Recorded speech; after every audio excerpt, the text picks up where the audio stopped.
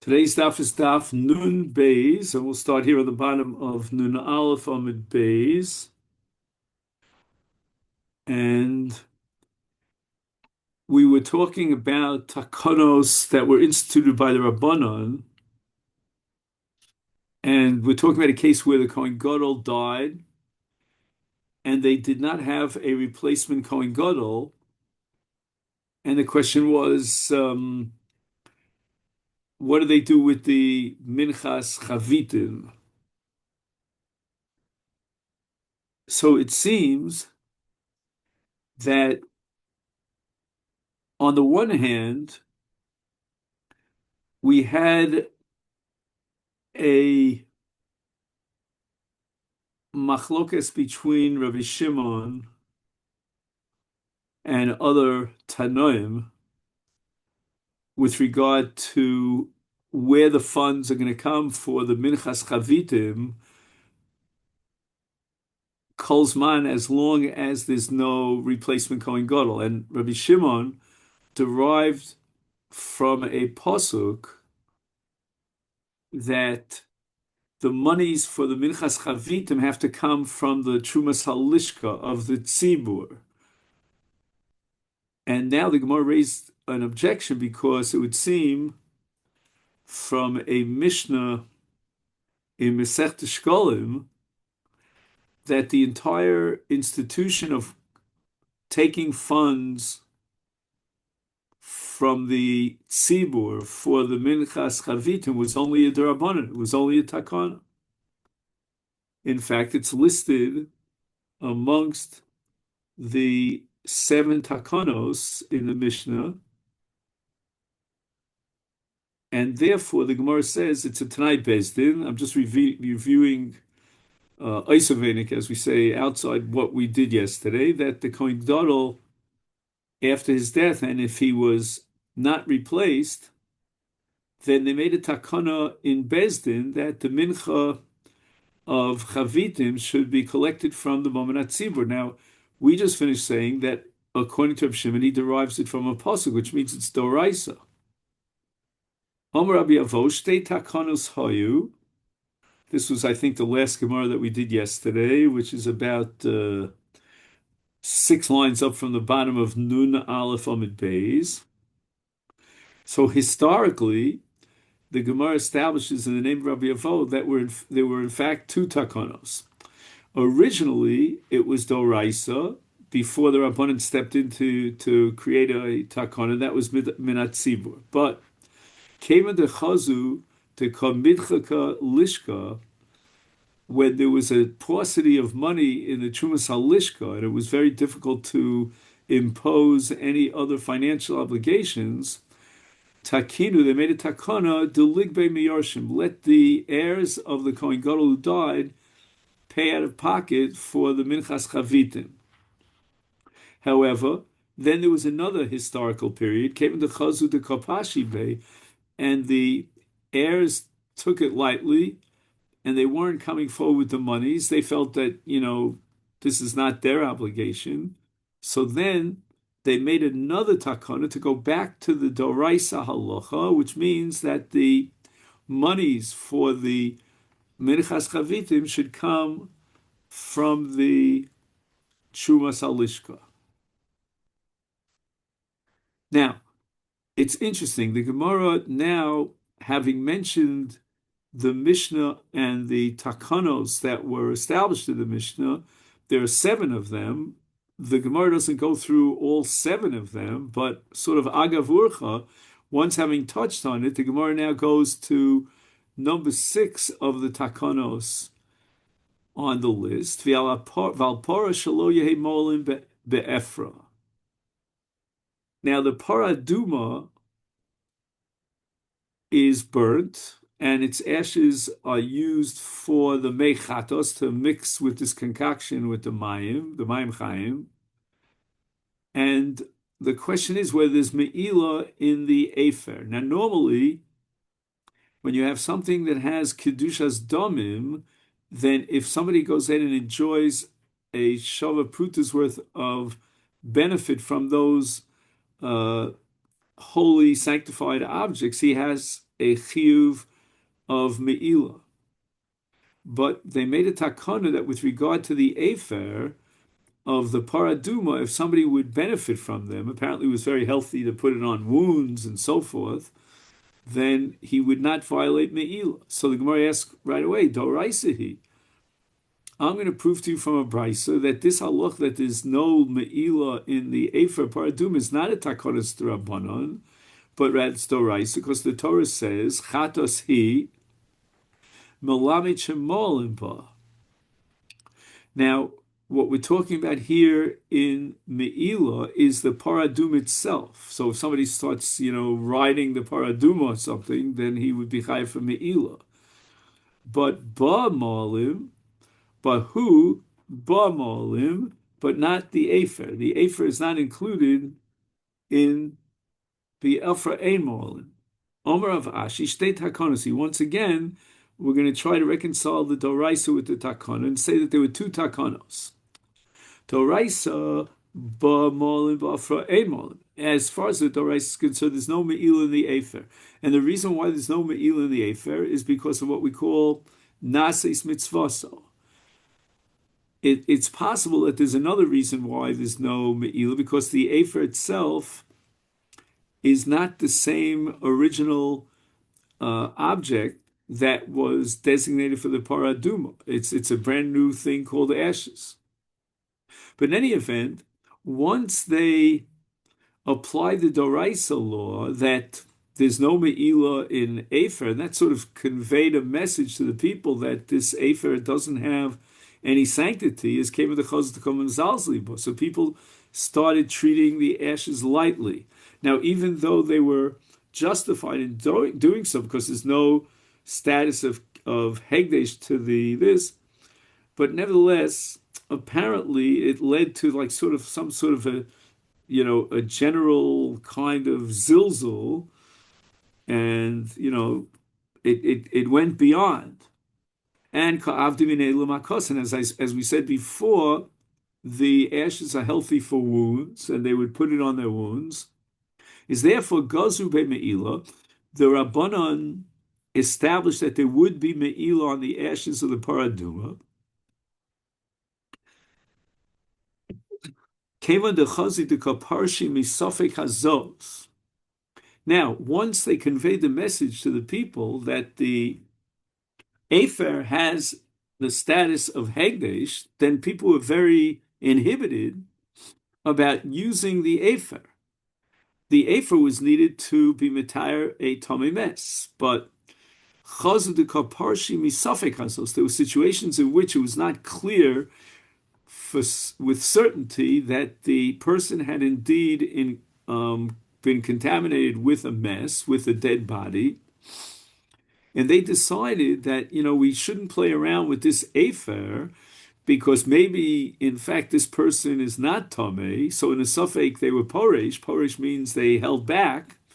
And instead of using the afer to be matayr the mess, even though he's a suffix, you're still required to go through the entire process. But again, because of the takana of me'ilah, people started, getting very inhibited, and so therefore ukmei adorais, they went back in the second takana to go back to the dorais aloch that there is no me'ilah in the ashes of paradum. Ton Rabbanan. Now we have machlokas shin Rab Shimon and Rab Yehuda as to when we use the trumas halishka, monies. For example, par helim davashal tzibur, there was a ruling that was issued by the Bezna Gadol that this chelev, which is a chi of kares, is mutter. And most of the tzibur went ahead and ate that chelev, so they have to bring a par helim davashal tzibur. Then we have se'iri avodas kochavim, where the Bezdin issued a mistaken ruling with regard to worshiping an idol. They said that this form of worship is permissible, but it was a mistaken ruling. And in such a case, if most of the tzibur violated avodah zarah, they have to bring a sa'ir. And now the question arises, where does the money come from? And intuitively, we would have said it should come from the Trumas Halishka, and that's going to be Rabbi Shimon. But Rabbi Yehuda has a different approach. He says, "Betchila magbin le." We make a special what we call today in modern Hebrew a gius ksofim, where we collect funds from the people, and we'll soon see later on that people were motivated to participate, and out of pocket they would offer their funds for the Parhel Dovishal Tzibur or the Soyer Shel Avodas Kocham, because they would achieve kapara. So they had sort of vested interests. But Rabbi Shimon Omer Mishumas Halishkein Baim, which we thought was intuitively correct. The money should come from the tzibur. These are two karbanos of the tzibur, and therefore it should be taken from the Chumas Halishka. And now the whole piece that we're going to learn now is who said what. So what we saw now is, we'll call it Brisa number 1. And then V'asanya Ipcha, we have Brisa number 2. And in Brisa number 2, Fakir, it's Rabbi Shimon who says that they took up a collection from the individuals to pay for these two karbanos. And Fakir, it was Rabbi Yehuda who said that the monies were taken from the Chumas Halishka. And now the Gemara wants to know, Haimi Nayu Achrita, what was the last final text? Meaning, which brisa historically chronologically came first? Because we always paskin like the last brisa. That's called halacha kibasra. So the Gemara now is going to go back to the first brisa and prove that the first brisa and its transmission is the correct, reliable brisa halacha. Amru Rabbana. Now let's keep in mind that this is very important for the Gemara to establish which is the last, because in a machlokes between Rabbi Yehuda and Rabbi Shimon, we pass like Rabbi Yehuda. Amru Rabbanan Mekame de Rav Ashi. So the Rabbanan presented a thesis in front of Rav Ashi, and Lema they would say Kamaisa Achrita, that the final conclusion and the reliable brisa is that of the first brisa, and therefore Rav Shimon is the one who says that we take the money from the Trumas Halishka. Dishamina leil Reb Shimon dechayish lepshia. In other words, it's Reb Shimon who's very inhibited about making a collection from individuals, because he doesn't want to rely on individuals. Like we saw, for example, in the Minchas Chavitim, that Reb Shimon was of the opinion that we don't collect from the heirs of the Kohen Gadol who died, because at the end, that's not reliable. And here too, we're going to say that to collect from the individuals by making a collection for these two karbanos that belong to the community, Reb Shimon is going to always be very inhibited about it because he's afraid of Pshia. Amalahu Rav Ashi. Rav Ashi says, you know what? We can actually turn it upside down and accept the second brisa as the authoritative brisa. And don't bring any proof from Rab Shimon in the case of the Minchas Chavitim, because the heirs get nothing. They don't get any benefit whatsoever from the Minchas Chavitim, and therefore they're going to be very lax about participating financially in the Minchas Chavitim. And therefore, Kika Chayish Rab Shimon Lepshia, that's only the Milsa de Lesle Kapar Begavah. The heirs of the deceased Kohen Gadol get no benefit from, or kapar from, any atonement from the Minchas Chavitim.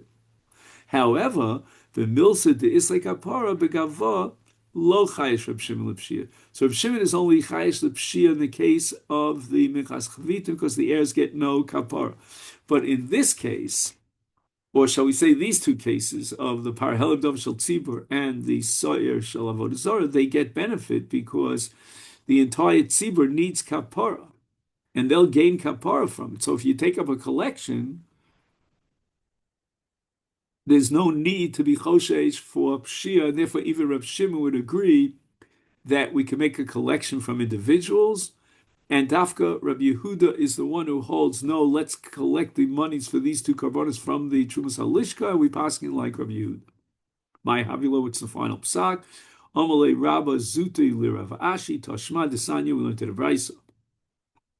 Now this Brisa is darshaning a pasuk in Bamidbar of Ches in the parsha of Korban Tamid, and it says there, "Es karbani lachmi lishai rechni chochi tishmru lahakiv li b'moado lerabos," and every part of this pasuk, whether it's karbani, lachmi, etc., each pasuk has to, has to be darshaned, has to be understood, because there's a lot of redundancy here, and it's coming to include other karbanos and to compare all of them to the Korban Tamid, because that's the subject of this pasuk. And therefore, the rabbos, amongst the ribuyim that we have to include based on the superfluous words in the pasuk is parallel dov shel tzibur siri avodas kocham sheboim mitrumas halishka divrei Rabbi Shimon. So it seems that this brisa would support the original position of the Gemara before Rav Ashi, namely that the reliable brisa of the two, which was the Achriti and the last brisa, is the first brisa. And Dafka it's Rab Shimon who maintains that the funds are collected for these two karbanos from the Trumas Halishka. And therefore, if we go back to the first brisa, we will say that it's Rabbi Yehuda who's of the opinion that they made a collection. And therefore, we're going to paskin like Rabbi Yehuda that, in fact, for these two karbanos, the funds are collected from individuals in the tzibur.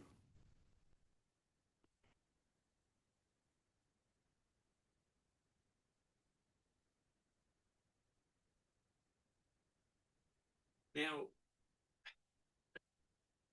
the Minchas Chinuch and other achronim go to town over here because we would assume that even Rabbi Yehuda, who's making this kind of collection, would agree that the Paralim Dovashal Tzibur and the Sorah Vodazora are Karbanos Tzibur. But, and then the question arises, why, according to Rabbi Yehuda, we don't collect the funds from the Trumas Halishka like any other Karban Tzibur? And the answer might be that on the one hand, the carbon itself and the Hakadosh of the carbon was done for the purpose of kapara for the tzibur, but apparently it's not really a carbon tzibur in the strict sense, because it's really individuals making up the rove of the tzibur that violated chelev, like the example we gave, or avodah zarah in the case of the Sorah Shel Avodas Kochaven. And therefore, the Minchas Chinuch concludes that according to Rabbi Yehuda, the status of these two karbanos, Parahelim Dov Shel Tzibur and Sorah Shel Avodah Zarah, is that of what we call shutfim. It's a karban shutfim. And Rav Soloveitchik, in one of his famous tshuva drashas, spoke about the difference between a karban of the tzibur and a karban of shutfim. And even if the shutfim would include the entire tzibur, it still remains a carbon shutfim, and therefore the funds, according to our view, then apparently we passing like that, are not collected from the Trumas Halishka, but rather from individuals. Amar Rava Tashma. Now, I'm sorry, I skipped. Ushlema Haisa Kreva. So let's understand that the Mishnah back on Daf Nun Aleph said that when the Kohen Gadol died and he wasn't replaced by Kohen Gadol, an entire, what's called Shlema, an Isaron, is brought as the Chavitim instead of a Chatzi Isaron. And we had a discussion about what happens to the other half of the Isaron and so forth and so on. Now again, when we bring the Minchas Chavitim without a Kohen Gadol, after the Kohen Gadol dies, and we bring it from an entire Isaron of flour, then the monies for that Minchas Chavitim are either collected from the heirs of the Yoshim according to Rabbi Yehuda or from the Trumas Halishka according to Rab Shimon. Amar Rav Chiya bar Abaye Rab Yochanan. Rab Yochanan had the following suffix: Shlema Shachris Ushlema Ben Arbayim. What does this mean in the Mishnah? The Mishnah is telling me that an entire Isaron is brought. Does that mean that until such time as we replace the Kohen Gadol, we have to bring a whole Isaron in the morning and a whole Isaron in the afternoon? Dilma, doesn't it make more sense to say that Shlema Shachris Ubetela Ben Arbayim? There's no need to bring a second Minchas Chavitim in the afternoon if you've already brought a full Isaron's worth of flour in the Minchas Chavitim of the morning, and therefore one hava of Minchas Chavitim of a full Isaron should be sufficient in the morning. Omar Rava Tashma, Rava wants to resolve the suffix of Rabbi Yochanan from a Mishnah, which is in Masechet Tamid in the fourth parak, Shmini Bechavitin. So the Mishnah in Tamid goes through the entire procedure of the Minchas Chavitim and how many Kohanim had to get involved until they finally got to number 8 on the list, and he was the one who took the Mincha up to the Mizbeach. And again, there were 13 Kohanim involved, but this is number 8, right? Now, keep in mind that the number 13 Kohanim in the Mishnah Tamid includes both the Kohanim that are involved in the morning Minchas Chavitim and those involved in the afternoon Minchas Chavitim. And the Mishnah goes through the job and the avoda and of each one of these Kohanim, and the 8th Kohen who was in line, standing before the Kevesh, he had to bring the Chavitim up the Kevesh to the Mizbeach. B'yam Isa. Now, if you're going to argue, says Rava, that the Betela Ben Arbayim, that in such a case where the Kohen Gadol had died and they had not replaced him, and therefore they brought a full Isaron, which was the Od Dilma in Rabbi Yochanan in the morning, then Ha Zimnid Lo Mishkach Leishmini B'Chavitim. Right, you now cut out completely the Minchas Chavitim of the afternoon. So it's not going to be that the 8th one is going to actually carry the Chavitim up the Kevesh to the Mizbeach. Hechi Dami, the Meis Kohen Gadol Aminu Acher Tachtov. And yet the Mishnah in Tamid, without qualifying, says in an absolute way that it's the 8th Kohen who carries the Chavitim up the Kevesh. It must be therefore that, says Rava, that the Chavitin was offered not only in the morning, but also in the afternoon, like the first Tzad in Rabbi Yochanan's suffix.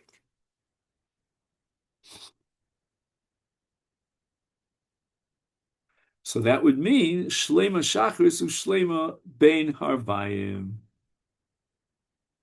Amru Rabbanon Kamid Rabbi Yirmiyah, when the Rabbanon conveyed to Rabbi Yirmiyah this proof of Rava, Omar, Rabbi Yirmiyah responded, Bavloi Tipshay got very angry.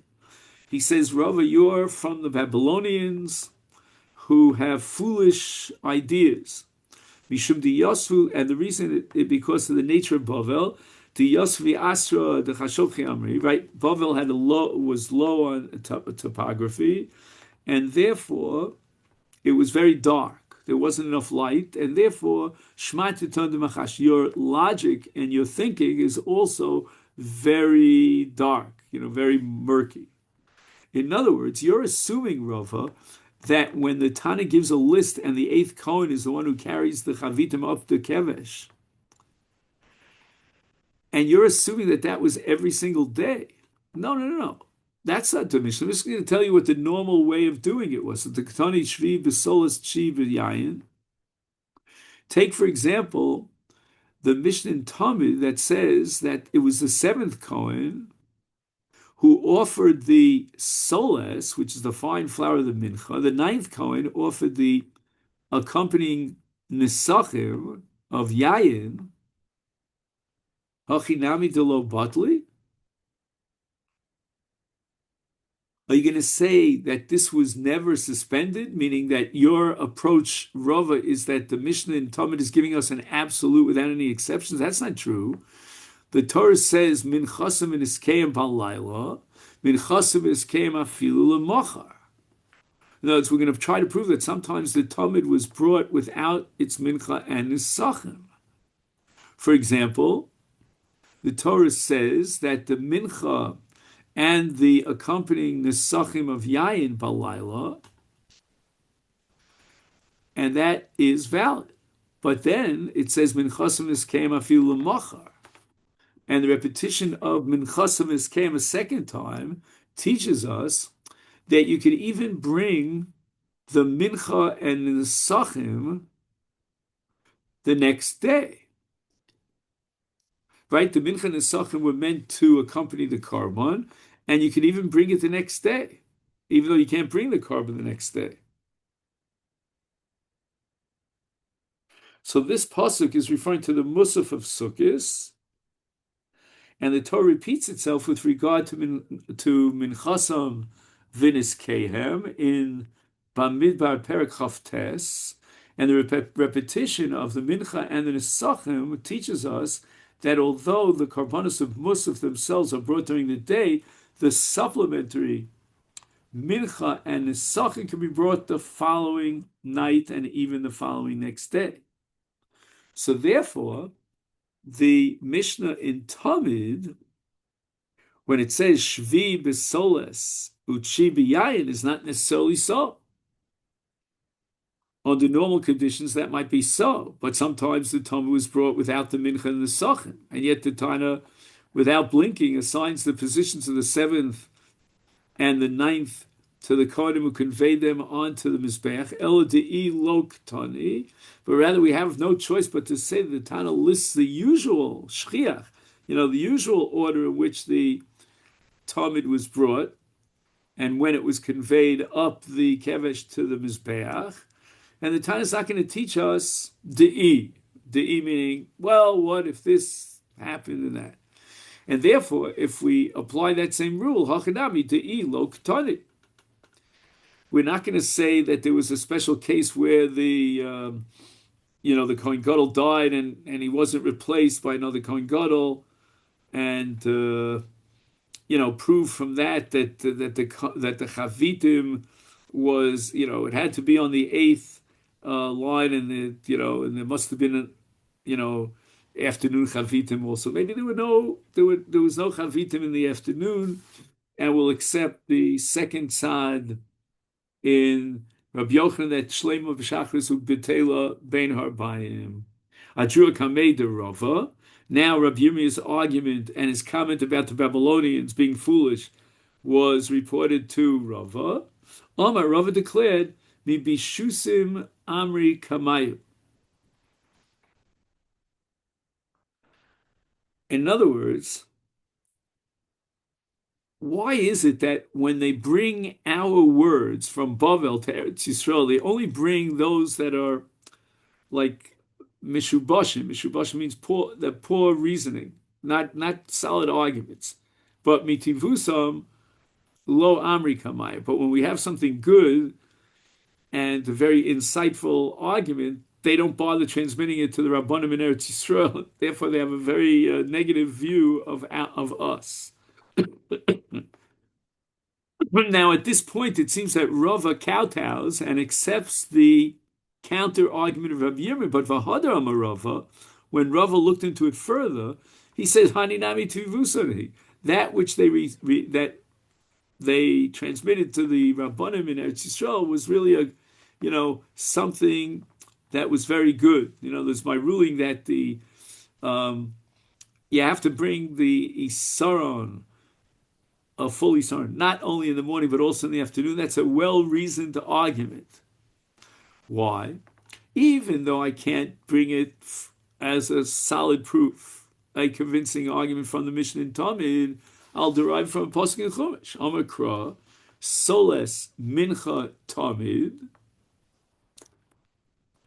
And the word Talmud indicates that it is always the same. Harehi l'chakim minchas tmidim. The chavitim should be to you like the mincha of the Talmud. And just like the Talmud is in the morning and in the afternoon, we never suspend that. So too the Chavitim are never suspended. It's always going to be morning and afternoon. And therefore, since our Mishnah states that until a new Kohen Gadol is appointed, a holy Soren is offered, then it must mean that a holy Soren was offered in the morning and another Isaron was offered in the afternoon. And that proves Rabbi Yochanan's first side, that Shlema Shachris, Ushlema Ben Arbai. My Havilo, what's the final conclusion? Do we accept Rava's conclusion that they brought a full Isaron both in the morning and in the afternoon? Or do we accept Rabbi Yirmiyah's counter-argument that a holy Isaron is brought, but it's only brought in the morning? Omer Rab Nachman bar Yitzchak Toshma, V'sanya Shlema Shachris Ushlema Ben Harbai. So we finally have a very conclusive brisa that clearly, explicitly says that they would bring a full Isaron in the morning, a full Isaron in the afternoon, and that's what Rava derived from the word Solas Mincha Tamid. Okay, now we move on to a different dimension or element in the Minchas Chavitim, and that's the Levona. Rabbi Yochanan. It's interesting. In the Torah itself, there's no mention of the Levona in the Minchas Chavitim, but the Gemara later on, at the end of Masechta Menachos, says that there is an accompaniment of Levona with the Minchas Chavitim, and Pligi ba Abba Yossi ba Dostoi v'Rabbanan. Abba Yossi ben Dostoi Omer Mafrish lo shnei kmotzim shel Levona. We're going to need a kometz of Levona to accompany the mincha of Shachris, and another kometz of Levona to accompany the mincha of Bein Harbayim. That's the opinion of Abba Yossi. Rabbanan Amri, no. Mafrish la kometz echad. All told, you need only one kometz of Levona, and you split it in half. Chatzi kometz shachris, chatzi kometz ben arbayim. B'may komifliki. What's at the heart of this machlokas? Abba Yossi ben Dostoi soverlo ashkan chatzi kometz to karev. We have no precedent for any mincha with a chatzi kometz. It's either a full or nothing at all. Rabbanan savri lo ashkan isaron devoy shnei kmotzim. What's going on over here? The Rabbanan say that we never found that one isaron would require two kmotzim of levona. So, whereas Abba Yossi is emphasizing the fact that it rules, first of all, that you need shnei kmotzim of levona, and there's only one isaron, but yet you need two kmotzim of levona, which is a bit odd. And the Rabbanan say we never found such a thing that for one isaron you need two kmotzim, and therefore, obviously, you only need one kometz for both morning and afternoon chavitim, but you're going to need chatzi kometz in the morning and chatzi kometz in the afternoon. No, I'm sorry. Just one second. That's yeah.